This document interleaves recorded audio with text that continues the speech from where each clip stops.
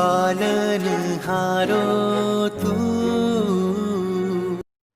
Hi student, आज हम हिंदी में काव्य 8 माँ कह एक कहानी का अभ्यास करेंगे।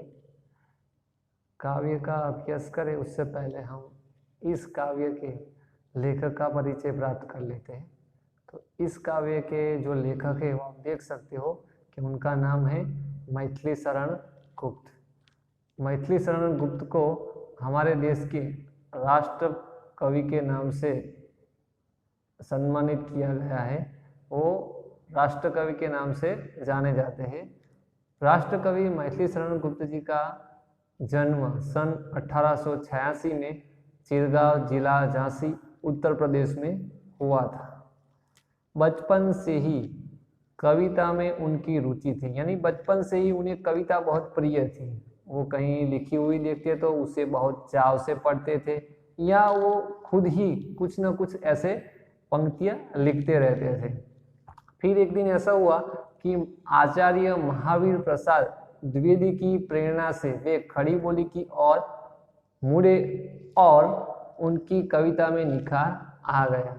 इससे पहले वो हिंदी में लिखा करते थे, लेकिन वो फिर धीरे धीरे खड़ी बोली सीखे और खड़ी बोली भाषा का फिर उन्होंने अपनी कविता में उपयोग किया। तो उनकी जो कविता थी वो बहुत ही निखर आई, उनमें बहुत निखार आया।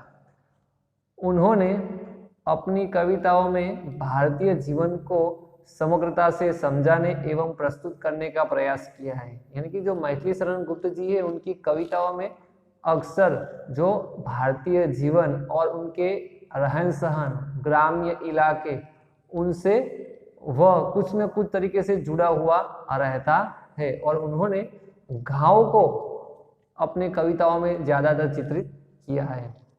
खड़ी बोली हिंदी के आरंभिक उन नायकों में से एक थे, और जो आरंभ में खड़ी बोली में काव्य लिखने की शुरुआत करने वाले जो थे कवियों, तो उन कवियों में उनका समावेश होता है। साकेत गुप्त जी द्वारा लिखित महाकाव्य है। जो साकेत महाकाव्य है वो गुप्त जी का बहुत प्रसिद्ध और चर्चित महाकाव्य है।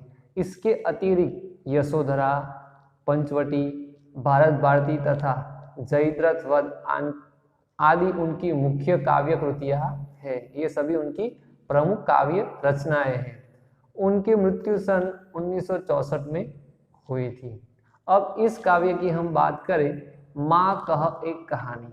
आप टाइटल पढ़ते ही समझ सकते हो कि ये जो सेंटेंस है, ये जो वाक्य है, कोई बच्चा अपनी माँ से कह रहा है। तो आप सही समझे हो कि यहाँ पे एक बच्चा है, वो अपनी माँ से कहानी कहने के लिए कह रहा है, लेकिन वो बच्चा कौन है, उसकी माँ कौन है, तो वो बात हम पहले काव्य पढ़ने से पहले जान लेते हैं। मारने वाले से बचाने वाला बड़ा होता है, यह उक्ति चरितार्थ हुई है गौतम बुद्ध के जीवन से, कि मारने वाले से हमेशा ही बचाने वाला बड़ा होता है। तो ये जो उक्ति है, ये जो पंक्ति है, वह गौतम बुद्ध के जीवन से प्रेरित है। उनके जीवन में एक घटना घटी थी, उससे जुड़ी हुई है। तो उसका अभ्यास आज हम करने वाले हैं। ये काव्य है जो संवाद शैली का है। इस काव्य की शैली कौन सी है, तो संवाद यानी दो लोग आपस में बात कर रहे हो वह। तो संवाद शैली की इस कविता में गौतम बुद्ध के बचपन की एक घटना का उल्लेख है। ये जो काव्य है उस संवाद शैली में, और जो घटना है उसमें वो कौन सी है, तो गौतम बुद्ध के बचपन की है, जिसमें उनका पुत्र यानी कि गौतम बुद्ध का पुत्र राहुल माँ यशोधरा से राजकुमार सिद्धार्थ की उसी कहानी को दोहराने का आग्रह करता है, जिससे उपयुक्त उक्ति परिभाषित हुई है। और यह जो गौतम बुद्ध का पुत्र राहुल है वो अपनी माँ यशोधरा यानी गौतम बुद्ध की पत्नी। तो आप लोग जानते हैं कि गौतम बुद्ध जिसका बचपन का नाम या युवावस्था में जो उन्होंने संन्यास लिया, उससे पहले का नाम था सिद्धार्थ, और उन्होंने जैसे संन्यास लिया तो गौतम बुद्ध से जाने जाते। तो वो जब सिद्धार्थ थे तो उनकी शादी हुई थी यशोधरा से, फिर उनको यशोधरा से बच्चा हुआ जिसका नाम था राहुल, और फिर गौतम बुद्ध ने संन्यास ले लिया और वह गौतम बुद्ध से जाने लगे। तब ये जो राहुल था वो एक दिन अपनी माँ से कहता है कि माँ एक कहानी तुम सुनाओ। तब यशोधरा जो है वो कहानी सुनाती है। तो वो कहानी वो अपने पति के बचपन की घटना है जो अपने बेटे राहुल को सुनाती है कि जब बचपन में राजकुमार सिद्धार्थ यानी कि गौतम बुद्ध बचपन में एक दिन सवेरे उठकर बाग में गए और जो घटना घटी तो वो जो घटना है वो अब यशोधरा अपने बेटे राहुल को इस काव्य के माध्यम से समझाते हुए कहती है। तो अब हम काव्य का अभ्यास करते हैं। तो यहाँ पे आप देख सकते हो कि यहाँ पे यह राहुल है और ये उसकी माता यशोधरा है और राहुल अपनी माता से कहता है माँ कह एक कहानी। कि राहुल ने कहा कि माँ एक कहानी तुम सुनाओ ना, कहो ना। तब यशोधरा यहाँ पे कहती है बेटा समझ लिया क्या तूने मुझको अपनी नानी। तब यशोधरा उसको सामने प्रश्न करती है कि बेटे क्या तूने मुझे अपनी नानी समझ रखा है। ज्यादातर बच्चों को कहानियां कौन सुनाता है, नानी या दादी। तो यहाँ पे यशोधरा बेटे को कहती है क्या तूने मुझे अपनी नानी समझ रखा है कि मैं तुम्हें कहानी सुनाऊंगी। तब जो ये राहुल है वह कहता है कहती है मुझसे यह चेटी तू मेरी नानी की बेटी। राहुल ने क्या कहा कि यह जो चेटी, चेटी यानी कि दासी, ये जो दासी है वो मुझे कहती है कि तू मेरी नानी तो नहीं है लेकिन क्या है तू मेरी नानी की बेटी है, इसीलिए तुम ही कहानी सुनाओ। कह माँ कह लेटी ही लेटी राजा था या रानी। माँ एक कहानी, माँ कह एक कहानी। माँ कहो ना तुम, कहो माँ कह यानी कि माँ तुम कहो ना, सुनाओ ना। लेटे ही लेटे लेकिन तुम कहानी सुनाओ था। एक था राजा या एक थी रानी। माँ एक कहानी कहो ना। तब यशोधरा राहुल से कहती है तू है हठी मान धन मेरे सुनकर उपवन में बड़े सवेरे तात भ्रमण करते थे तेरे जहां सुरभि मनमानी। तब यशोधरा ने कहा तू है हठी यानी कि तू जो है बहुत ही जिद्दी है, तुम बहुत ही जिद्दी हो। अच्छा तुम सुनो। मानधन, मानधन यानी बेटा, या मनुष्य का पुत्र भी आप अर्थ ले सकते हो। तुम बहुत ही जिद्दी हो तो सुनो यानी कि सुन। उपवन में बड़े सवेरे यानी एक दिन उपवन यानी कि बाग में, बगीचे में बड़े सवेरे यानी कि प्रभात के समय तात भ्रमण करते थे तेरे। तात यानी कि पिता, तुम्हारे पिता एक दिन बड़े सवेरे उपवन में यानी कि बाग में, बगीचे में घूम रहे थे, भ्रमण कर रहे थे जहां सुरभि मनमाने, सुरभि यानी कि खुशबू, वहां पे मनपसंद मनचाही खुशबू फैली हुई थी। जहां सुरभि मनमानी, राहुल ने कहा जहां सुरभि मनमानी यानी कि जहां मनचाही खुशबू आ रही थी। हाँ माँ यही कहानी, हाँ माँ ऐसी कहानी तुम सुनाओ। राहुल खुश हो जाता है। फिर आगे देखते हैं। वर्ण वर्ण के फूल खिले थे जलमल कर हिम बिंदु जिले थे हल्के झोंके हिले मिले थे लहराता था पानी। अब जो उपवन यानी कि जो बाग है, जो बगीचा है, उसका वर्णन है यहाँ पे कि वर्ण वर्ण के फूल खिले थे। वर्ण वर्ण यानी रंग बिरंगी, तरह तरह के रंगों वाले उस उपवन में, उस बगिया में फूल खिले हुए थे। जलमल कर हिम बिंदु जिले मिले थे। हिम बिंदु यानी कि ओस, जिसका दूसरा पर्यायवाची आप समझ सकते हो, उसका दूसरा पर्यायवाची जो शब्द है वो शब्दम भी होता है। यानी कि बाग में तरह तरह के रंग के फूल खिले हुए थे और उसमें जलमल कर हिम बिंदु झीले थे यानी कि उस पर ओस की बिंदु यानी कि ओस की बूंदे जो होती है वो बड़ी तरह से चमक रही थी, जलमल कर रही थी यानी कि चमक रही थी। हल्के झोंके हिले मिले थे, हल्के झोंके हिले मिले थे यानी कि हवा के हल्के हल्के झोंकों से वो जो फूल थे वो फूल हिल रहे थे। लहराता था पानी, और जो फूल हिलते थे तो उस पर जो ओस की बूंदे थी तो वो भी क्या हो रही थी, तो वो भी लहरा रही थी। वो पानी था जो उसका बिंदु के रूप में, तो वो फूलों पर जैसे ही हवा के झोंके आते थे तो वो पानी भी लहरा रहा था। तब राहुल कहता है, लहराता था पानी? हाँ हाँ, यही कहानी। क्या माँ, पानी लहराता था, उसकी बूंदें लहरा रही थी? हाँ माँ, यही कहानी तुम सुनाओ। फिर आगे देखते हैं क्या कहती है यशोधरा अपने बेटे को। गाते थे खग कल कल स्वर से, सहसा एक हंस ऊपर से गिरा, बिंद होकर खग सर से, हुई पक्ष की हानि।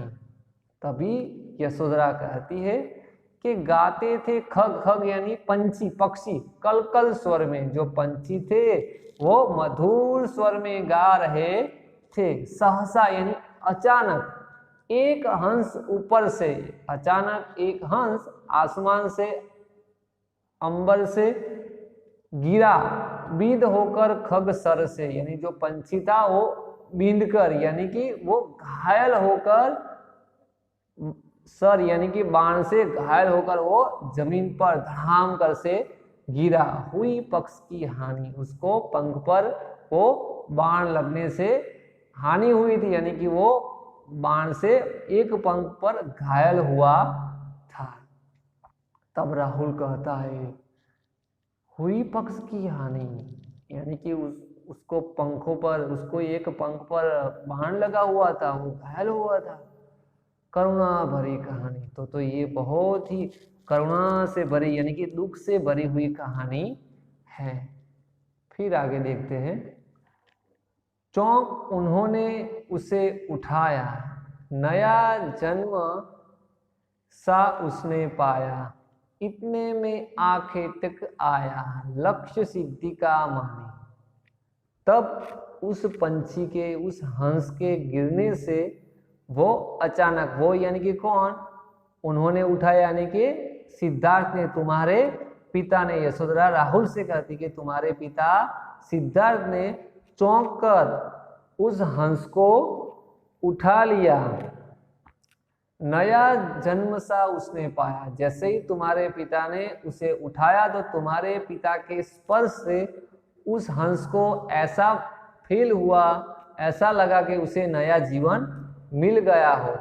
इतने में आंखें टकाया, इतनी ही देर में जैसे तुम्हारे पिता ने उसे अपने हाथों में लिया और हाथ से उसका बाण जो पंख में लगा हुआ था वो निकाला, तभी आंखें तक यानी कि शिकारी वहां पर आ पहुंचा, लक्ष्य सिद्धि का मानी। और उसने घायल हंस को देखकर अपना जो लक्ष्य है, अपना जो निशाना है वो सही जगह पर लगा है, तो वो खुद ही खुद प्रसन्न होने लगा और उसको अपने निशाने पर गर्व होने लगा। लक्ष्य सिद्धि का मानी, उस शिकारी ने अपने लक्ष्य सिद्धि का मानकर वो गर्वित होने लगा। कोमल कठिन कहानी। तब राहुल कहता है, तो ये तो जो कहानी है तो वो तो बहुत ही कोमल और कठोरता से भरी हुई है। फिर आगे क्या हुआ, तो यशोधरा कहती है, मांगा उसने आहत पक्षी, आहत यानी कि घायल, तब तुम्हारे पिताजी के पास से उस आंखें तक ने यानी कि शिकारी ने उस घायल हंस को मांगा। तेरे तात थे किंतु रक्षी, लेकिन तुम्हारे जो पिताजी थे वो उसका रक्षण करने वाले थे, उसकी रक्षा करने वाले थे। तब उसने जो था खग पक्षी हठ करने की ठानी। तब जिसने उस पंछी को घायल किया था, जो पंछी को खाने वाला खग पक्षी यानी कि पंछियों का मांस खाने वाला था, वह शिकारी अपने पक्षी जो है, अपना जो शिकार है वो लेने के लिए अड़ गया, यानी कि तुम्हारे पिताजी के साथ वाद विवाद करने लगा और उसने ठान लिया कि ये तो मैंने शिकार किया है, उसको मैंने घायल किया, तो इस पर तो मेरा ही हक है।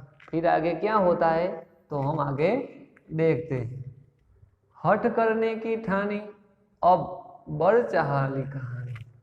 तब वो शिकारी जो है वो हठ करने लगा अपना शिकार पंछी प्राप्त करने के लिए।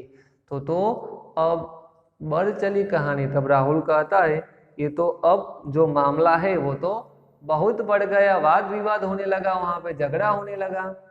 फिर क्या हुआ? हुआ विवाद सदय निर्दय में, उभय आग्रही थे स्व विषय में, गई बात तब न्यायालय में, सुनी सभी ने जानी। तब यशोधरा कहती है कि सदय निर्दय यानी दयालु, सदय यानी कि दयालु और निर्दय यानी कि निर्दय, जिसमें दया नहीं हो ऐसा व्यक्ति। इस प्रकार दयालु और निर्दय में बहस होने लगी। उभय आग्रही थी स्व विषय में, यानी जो दोनों थे, तुम्हारे पिता और जो शिकारी था, दोनों अपने उभय यानी कि दोनों अपने अपने विषय में, स्व विषय में यानी कि अपने अपने विषय में वह डटे हुए थे, यानी कि दोनों अपने आप को सही मनवा रहे थे कि मैंने इसे बचाया तो ये जो हंस है वो मेरा है। तब वो बोलता है कि इसका मैंने शिकार किया है, तो वो शिकारी कहता है कि ये हंस मेरा है। तो दोनों में इसी बात को लेकर अब वाद विवाद होने लगा। गई बात तब न्यायालय में, तब जो बात थी वो न्यायालय में, कोर्ट में गई। सुनी सभी ने जानी, और इस बात को न्यायालय में दोनों ने जाकर सभी को सुनाई और सभी ने सुनकर उस घटना के बारे में अच्छी तरह से मालूमात की। यानी कि यहाँ जो बात थी वो सभी ने सुनी और जानी। तब राहुल कहता है सुनी सभी ने जानी माँ, व्यापक हुई कहानी। तो ये जो कहानी है व्यापक होना यानी कि चारों ओर फैलना है, तो ये पूरे के पूरे राज्य में ये बात तो फैल गई होगी। फिर आगे देखते हैं यशोधरा अपने बेटे को इस कहानी के बारे में आगे क्या बताती है। न्याय पक्ष लेता है किसका, कह दे निर्भय जय हो जिसका, सुन लूं तेरी बानी, माँ मेरी क्या बानी, मैं सुन रहा कहानी। अब जो यशोधरा है उसने इतनी बात अपने बेटे राहुल को सुनाई, और फिर वो अपने बेटे से पूछती है कि अब बेटा तू ही बता न्याय पक्ष लेता है किसका। यानी यशोधरा कहती है कि बेटा राहुल अब तू इस विवाद का निर्णय कर कि न्याय किसके पक्ष में हो सकता है, यानी कि न्याय किसके पक्ष में हो सकता है, वो जिसने उसका शिकार किया था उसके पक्ष में, या जिसने उसे बचाया था उसके पक्ष में। तू निर्भय होकर बता, कह दे निर्भय जय हो जिसका, यानी कि तू बिना किसी बात का डर रखे हुए मुझे बता दे कि इसमें किसकी विजय हुई होगी। जय हो जिसका यानी कि किसकी विजय हुई होगी। सुन लूं तेरी बानी, और मैं तुम्हारी बात सुनना चाहती हूँ। तब राहुल कहता है माँ मेरी क्या बानी। तब राहुल कहता है माँ मैं क्या बताऊंगा, मैं तो अभी छोटा बच्चा हूँ, मैं तो सुन रहा कहानी, मैं तो तुम जो मुझे कहानी कह रही थी वो सुन रहा हूँ, इसका निर्णय मैं कैसे दे सकता हूँ। तब यशोधरा कहती है कोई निरपराध को मारे तो क्यों अन्य न उसे उबारे।